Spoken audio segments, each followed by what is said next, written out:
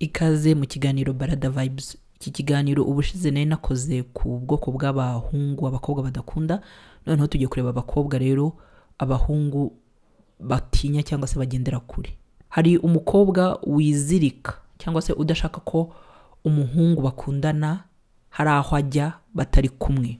Ugasanga umuhungu yenda agiye gukina, agiye gusura abajama, agiye gusangira n'abandi bantu, ariko noneho umukobwa agashaka ko ahantu hose bakajyana cyangwa se ugasanga arimo aramubaza buri kanya uwo bari kumwe icyo ari gukora, ese urankunda. Ugasanga ni ibyo bintu buri kanya abarimo, rimwe na rimwe bikamubuza amahoro. Hari n'abakobwa noneho birenga, rimwe na rimwe yatinda no kumwitaba bikaba ikibazo. Rimwe na rimwe hari n'abakobwa ageraho akavuga ati uwo muntu muri kumwe mu mpe tuvugane, kugira ngo koko averifiye cyangwa se arebe niba koko aho umuhungu amubwira ariho. Hari n'abantu bagera ahantu bikamurenga, ugasanga aje no ku kazi, nari nje kukureba, nari nje kugusuhuza, nari nje hano reka nkurebe.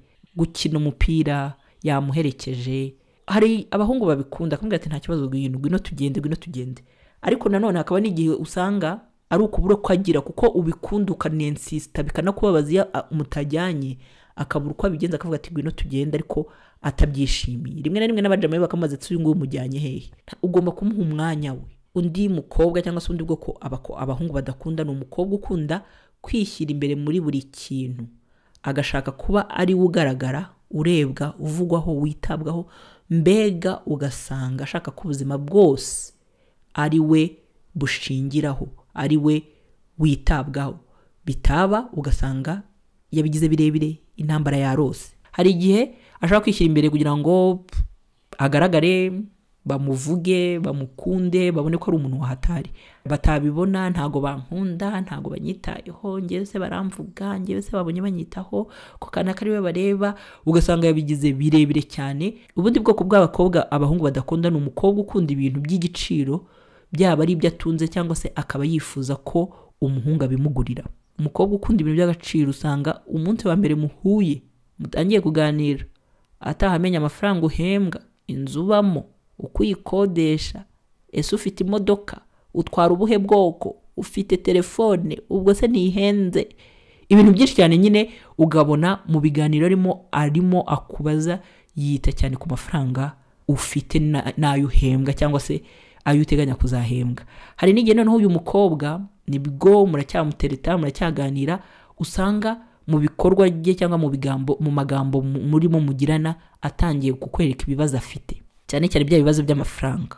Ugasanga mugiye guhura, mufashe rendez-vous yo guhura, ati suranyishyurira taxi voiture ko nta mafaranga mfite. Ugasanga uyu mukobwa muri gahunda ze no gukura amenyo, no kugukuramo amafaranga, cyane cyane akubaza ibibazo cyangwa kwereka ibibazo afite kugira ngo ayo mafaranga ushobore kuyamuha. Ugasanga nyine ari mu bintu bimeze nkaho arimo kukurya udufaranga, akashaka kukwereka yuko akurusha ubwenge. Rimwe na rimwe ugasanga yenda nta nubwo yenda gukoresha ibyo bintu, ariko none n'uburyo aguhamagara, ntago ajya guhamagara mu bundi buryo, cyangwa niyo aguhamagaye ashaka kukwereka ko wagukunze, ashaka kukwereka ko yaragukumbuye n'icyo, ariko bikaza kurangira n'ubundi arimo agushakaho amafaranga. Ntago abahungu ibi bintu babikunda. Ikindi, umukobwa ufata umuhungu nkaho ari umwana we. Kumufata nk'umwana murabyumva. Umuhungu afite imyaka runaka, ni umugabo, afite ibitekerezo, afite ibinakora, ariko ukamutereta cyangwa se ukamufata nkaho ari akana kawe. Uburyo umubwira, uburyo umukorakora, uburyo hari uburyo umuhake, ariko hari n'ubundi buryo umufata ukagira ngo ni akabebe kawe. Abahungu rero ibi bintu ntago babikunda. Noneho bikaba no mu ruhame, mwicaye ahantu urimo uramukorakora, ndimo ndavuga abahungu ntago ari bose. Wasanga ari bo muhungu wikundira kwiryamira mu gituza cy'umukobwa bari mu buko ahantu bicaye, rwose it's okay, ariko ntago benshi babikunda. Wasanga ari umuhungu ukunda ko bamukorakora mu maso, buri kanya bamuvugisha, bamugira gute, bamuhungura, ariko hakaba n'abandi nibaza ari nabo benshi batabikunda. Umukobwa ugufata nkaho uri umwana we, cyane cyane mu bantu, ntago rwose abahungu babikunda.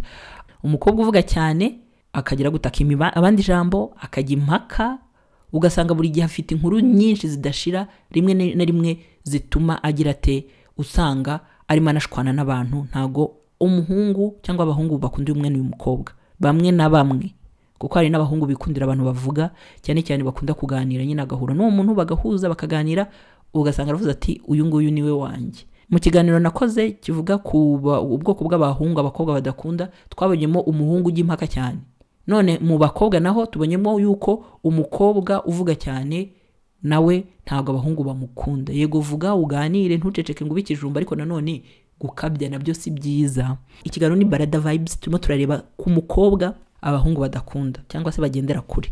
Ni umukobwa ugutwaza ubwonko. Nkunda gukoresha ijambo gutwaza ubwonko. Gutwaza ubwonko ndarikunda cyane, sinzi niba namwe mubyumva. Gutwaza ubwonko ni ugutegeka. Urumva iyo umuntu agutwaje ubwonko nta kintu ukora, nta kintu uvuga, nta kitekerezo utanga, byose baba babikontorora, nyine baba babifite mu biganza. Umukobwa utegeka cyangwa se utwaza ubwonko umuhungu, aho usanga bashaka ko igihe cyose agukenereye uhita uboneka, aho ashaka ko igitekerezo cye gishyirwa mu bikorwa, aho ibintu akubwiye ashaka ko bikurikizwa uko abishaka, uko abyifuza. Ibi bintu rero bikunze kuba ku bakobwa batese, ugasanga baba baramutetesheje akumva yuko uko iwabo bamureze bamutetesha bamuha buri kimwe ashaka cyose, no ku muhungu urimo mutereta bigomba kugenda gutya. Bikunze kuba ku bakobwa bashaka kwereka abandi ko umuhungu runaka bari kumwe amukunda cyane, ugasanga yicaranye n'abakobwa bagenzi be, ugasanga aravuze ati kanaka ibintu byose mubwiye arabikora, ugasanga nyine ahise agira gute ashaka kukubwira ibyo ashaka nyine ukabikora nk'uko abishaka. Bikunze no kuba ku bakobwa bakunze kwivumbura, ugasanga arashaka ko ibyo bintu abikora uko abishaka, atabikora agahita yivumbura, n'ubundi ntunkunda, n'ubundi bimeze gutya. Ugasanga uwo muhungu ahora mu bibazo byo kwisobanura ko amukunda, ahubwo ko ibyo yamusabye bitari gushoboka. Ko umukobwa utwaza ubwonko cyangwa umukobwa ushaka gutegeka umuhungu ntago bivamo. Hari n'abahungu n'abakobwa usanga mu mico yabo cyangwa mu myitwarire yabo, cyangwa se akaba nakuzemo agashaka gutegeka umuhungu uko yitwara, akamwinjira mu buzima. Atangiye kumutereta, ntibaramarana n'umwaka n'imyaka 2, atariko ni gute utarubaka inzu n'imyaka yose ukoze? Amafaranga yawe yakoze iki? Ese ubwo wirirwa usohoka ugenda urya urute? Ntago ushaka gusevinga, ukabona bitewe n'uburyo yarezwe, bitewe n'uburyo ateye, bitewe n'iki, atangiye gushaka gutegeka uwo muhungu. Kandi bikunze kugaragara ko benshi mu bahungu, benshi mu bagabo ntago bakunda umuntu ubategeka. Niyo babikoze bagenda gake gake, ariko bakunze kwihagararaho, kumva rero ko umukobwa atangiye gutereta, atangiye kumutegeka, atangiye kumutwaza ubwonko nk'uko nkunze kubyita. Ntago abahungu aba bakobwa babakunda. Hanyuma rero umukobwa utagira umutima mwiza, uyu mukobwa uzamubwirwa n'iki? Avuga nabi, afata abantu nabi, asuzugura abantu, arikunda cyane, yirebaho cyane mu bintu bitandukanye, arasuzugura cyane, kwiyemera, kwirata, kwishyira hejuru, kwirebaho cyane, bikazageza ahantu na rwa rukundo yaragufitiye cyangwa se kwa kundi wamurashe yagutikiye bikagabanuka kubera uburyo utagira umutima mwiza. Ni ikiganiro Barada Vibes rero turimo turavuga ku bwoko bw'abakobwa abahungu badakunda. Umukobwa mwiza ariko utazi ubwenge. Nkunze kuvuga yuko ntago ari abantu bose, kuko hari abahungu bikundira housing, bakikundira ukuntu umuntu asa, waba uzi ubwenge, waba ugira amahane, waba utari umwana mwiza, ibyo nta kintu bimubwiye. Icyapfa nuko ugaragara neza. Ariko mu gihe tukivuga ku barambagizanya n'abateretana, umukobwa mwiza ariko utazi ubwenge ntago abahungu bamukunda. Bene aba bakobwa usanga baberwa no gusohokana gusa, ariko mu bihe bibi wapi ntumubone cyangwa ngo ntakugira inama, ntagire ikintu akumarira. Aba bakobwa ntago abahungu babakunda. Urumva, nubwo mvuze ngo umukobwa mwiza ariko utazi ubwenge, ntago tuzanye ubwenge bwo mu ishuri, tuzanye ubwenge bwo mu buzima busanzwe, gutekereza, gushyira mu gaciro no gufata ibyemezo. Ugasanga uri mwiza, useka neza, uteye neza, ariko ibindi byose hari ibintu bidahura neza. Abandi bakobwa cyangwa se undi mukobwa abahungu badakunda ni umukobwa wigize umunyabwenge birenze. Mu kiganiro twavuze umuhungu wiyemera, wishyira hejuru, urata ibintu. None umukobwa nawe azanye kurata ubwenge. Rimwe na rimwe ajya impaka, rimwe na rimwe acecekesha abantu kugira ngo avuge, rimwe na rimwe yerekana yuko we ibintu byose abizi, ugasanga arimo arashaka no kubikora no kubyerekana. Ashobora kuba abuzi koko, ariko uburyo ashaka ko abantu babimenya, uburyo ashaka ko bamwumva, ugasanga bigize gute, bitumye agongana na wa muhungu wari utangiye kugira gute kumutereta. Hanyuma umukobwa nanone abahungu badakunda ni umukobwa utendeka abasore. Umukobwa utendeka abasore rero ubeshya, ugasanga ntago akundana n'umuhungu umwe, ahubwo afite benshi.